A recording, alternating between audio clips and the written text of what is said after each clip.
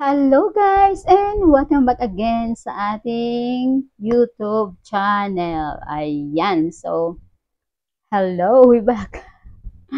Ayan, so matagal na tayong hindi nakapag-upload at nakapag-update talaga ng bongga. Sabi ganun, marami tayong dapat i-share sa ating channel, sa ating mga pinagdaanan. Sabi ganun.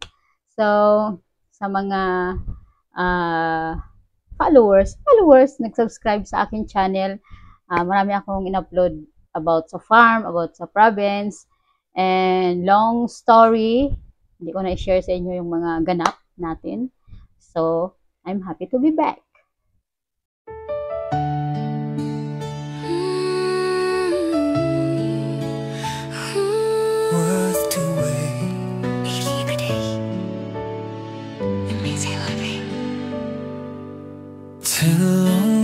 I held on tight, every prayer whispered through the night. Distance tried, but love stayed strong. Hey Lord, come. First, ayan, marami akong hindi na i-share sa inyo guys, at ginawa ko tong channel ko hindi para lang charot-charot, sabi ganun. Para makapulutan din ng inspiration. At lalo na sinishare ko dito yung aming journey as a LDR couple, and yes, soon to be reunited, and I'm so happy to share with you. Ayan, so but yung video natin for today, sa mga bago dito sa aking channel, at paalala guys, kung hindi pa kayo nag-subscribe sa aking channel, please subscribe. Click the button subscribe there, the red one, and then you just give me a thumbs up if you like this video, and if you don't like, you are free to put thumbs down, but I encourage you to put thumbs up. Okay, and share this to your friend or to your family that related sa ganitong situation. So, I'm Helen or Heidi in my real name guys, sa birth certificate ko, but I used to nagamitin, and it's wag. Nagamitin ko yung aking nakasanayan na pangalan na Helen. So, ano na ba? Maraming tatanong guys about sa annulment. After ba natanggap yung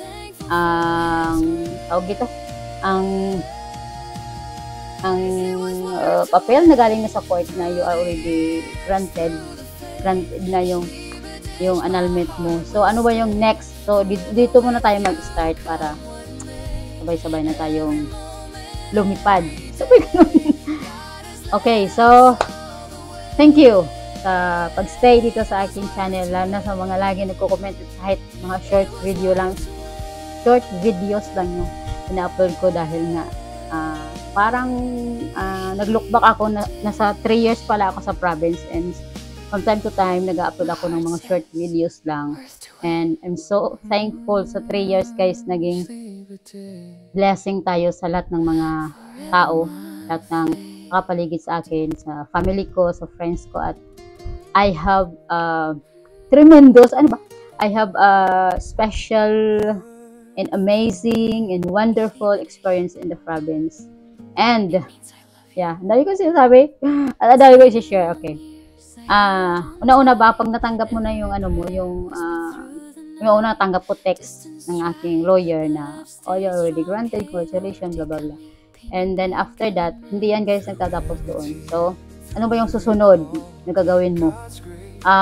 Kukuha ka guys ng lahat ng result. Aantayin mo yung certificate of finality. So, and then parang tatlong yan siya, separate na documents. Stop first, I will show you. Yes, ito na. So, ito guys ay naka-apostil na kasi may nilalakad tayo ngayon na papel. So, kukunin nyo yung certificate of finality, whatsoever how to pronounce this. And then, decision. Kasama yan siya. Decision, fact of the case. Yun doon nakasaad yung mga blah blah blah doon. Yun, alam mo na yan. Parang andun nakasalay sa yung ano. And then, some entry of judgment. Grabe, entry of judgment. So, parang ganito yung pinaka-importante na kukunin nyo sa, alam na lang sa court yun. Pero, after kasi yan guys, ng ano, ng, na grant na yung ating annulment, ang ating regional court, regional ba tawag doon? Yung korte o Republic of the Philippines, Province of Negros Occidental, kasi doon ako nag-file, no? Regional Trial Court. Yun, sila yung responsible na magpadala doon sa pinaka-main dito sa Maynila. So, kulitin nyo guys yung court nyo kung na-send na. Kasi sa akin, hindi nila kasi pag i-release kung hindi pa nila na-ipadala yung ating decision of na final na grant yung ating annulment. So, papadala nila yan sa pinaka-main dito sa Maynila, and then back, magre-return ng letter yan sila o anong tawag doon na yun ang kinukuha sa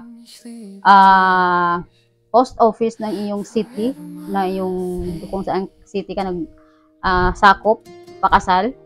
And then, sa kanila yan, i-release yung certificate of finality. And then, kasama na yung decision at kasama na yung ano ba yun? Entry of judgment and certificate of finality. Yun, parang tatlo. Okay, then, after that, kasi naka-record na yan sa ating, I think naka-record na yan sa ating nation. Hindi ko lang siya maisa-isa guys, no? Pero parang yun yung process niya. And then, after that, pupunta kayo kulitin nyo yung court nyo kung napadala na ba o may return letter na. Kasi pag may return letter na, malalaman nila yan. And then, saka mo yan makukuha yung ito. So, I think less than 1,000 lang ang binayaran ko dito. Na mayroon na silang tatak dyan. And, bibigyan ka nila ng dalawang kopya. Tapos, i-ask nyo guys na hingi kayo ng certified true copy. Kasi pag magpa-apostille kayo o kung saan nyo yan gagamitin, meron kayong certified. Yun kasi ang hinahanap, yung may tatak na certified. And then, ano ba katagal? Katagal guys, parang matagal na yun ha. Pero mas, ito i-compare ko sa iba, sa akin yung pinakamadali. Parang wala pa siyang 2 months. Kasi pinupunta ko yung anak ko dito sa main. Pina-check ko kung andyan na. And then, funny nga kasi nakalimutan ko na wala pa pala siyang 18. Pero kahit na wala pa siyang 18, parang in-entertain niya. Okay, check namin ma'am, ganito, ganyan. Kasi may gumawa ako ng SPA, parang ganun. Pero nakalimutan ko na hindi pala pwede pa minor. So I don't have choice because wala naman akong uutusan. At kami lang talagang dalawa. Okay.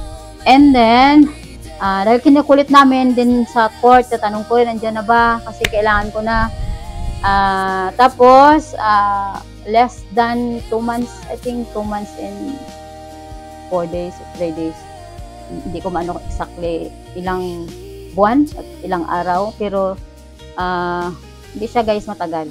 Yung iba umaabot ng, kasi nakalagay naman doon 2 to 3 months bago maibigay ito o makumpleto. Okay, so anong gagawin nyo guys after nyo matanggap to? After nyo to matanggap yung certificate of finality, you need to have your birth certificate and marriage certificate, yung past nyo na record. Yung bagong kuha nyo sa PSA.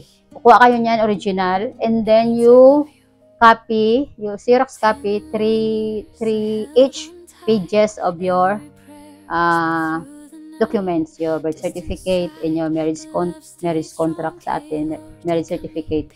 And then ito yung nakuha natin sa court, magkopya din tayo dito ng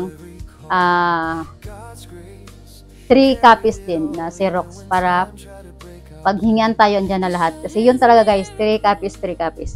And then, after that, you go to your city registry.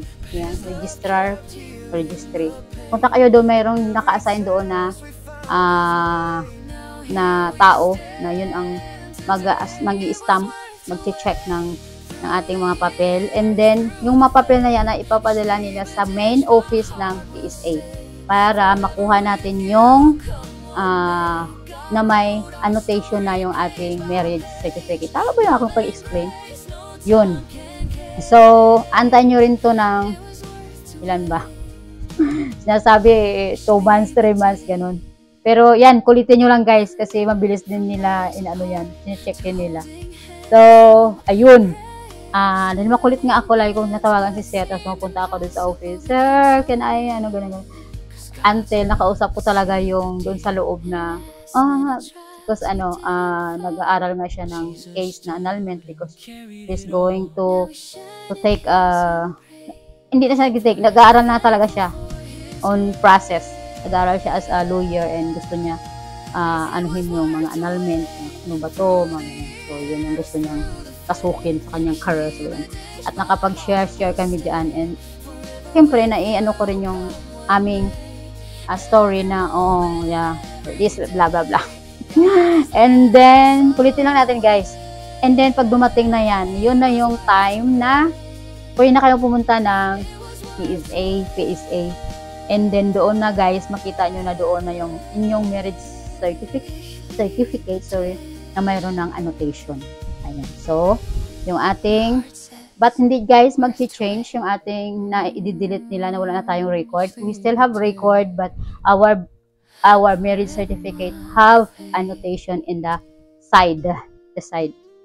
Kita ko sa inyo guys. Okay yan, dyan siya mayroon siyang annotation dyan sa gilid. Ayan. So, baka in-expect natin na, kasi gusto ko na talaga mawala yung pangalan niya sa mga documents ko guys. Hindi pwede yan. Kasi, naka-record kasi tayo, so hindi naman tayo pwedeng i-delete natin yan sa record ng ating Pilipinas. Pinakamamahal na bansang Pilipinas. So, mayroon lang siya sa gilid na annotation na nag-undergo ka ng, parang operation ba? Na nag-file ka ng ganito. And then, yung ating sinumar. So, mayroon din yung note.